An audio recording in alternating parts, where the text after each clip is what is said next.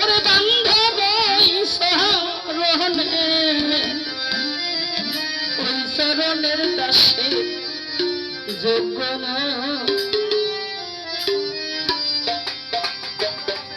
নইলে মরব সাকি এমন হয় রে বয় মরব সাকি এমন হয় শরণের দাসে যোগ্য লোহালি বাবা ওই শরণে ওই শরণের দাসে যোগ্য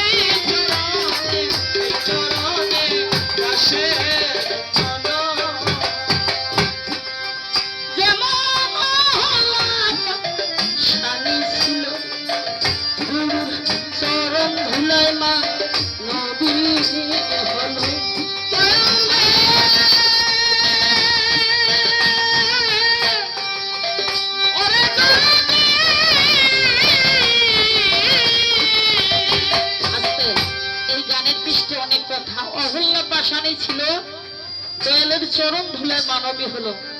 অহল্যা পাষাণী তার স্বামীর অভিশাপে পাথর হয়েছিল। কেন স্বামী অভিশাপ করেছিল? অহল্যা পাষাণী যে স্বামী ছিল গুরুদেব, ওনার একজন ভক্ত ছিল, গুরুর সাথে ভক্ত টক্কর দিত, গুরুর রূপে রূপ ধারণ করে একজন অহল্যা পাষাণীকে হরণ করেছিল। এখানে স্বামীর অভিশাপে সে পাথর হয়ে রাস্তার ধারে 12 বছর যখন পাথরে কান্নাকাটি করে চোখের জলে স্রোত হয়ে যায়, তখন একদিন গুরু এই রাস্তা দিয়ে যায়। রাস্তা দিয়ে যাওয়ার পরে গুরুর চরণের স্পর্শে তখন অহল্যা পাষাণী মানুষ রূপে পরিণত হয়ে গুরুর চরণ ধরে বলে, বান্ধবরে আমি আগে যদি জানতাম কোনদিন দয়ালের চরণখানি আমি ছেড়ে দিতাম না। তাই সেখানে কবি বলেছে,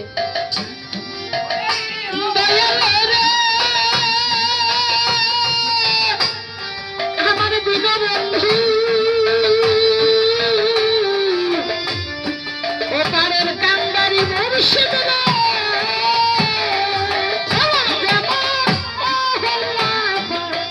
স্বামী ছিল, গুরুর চরণ ধুলায় মা নবী হলো। যেমন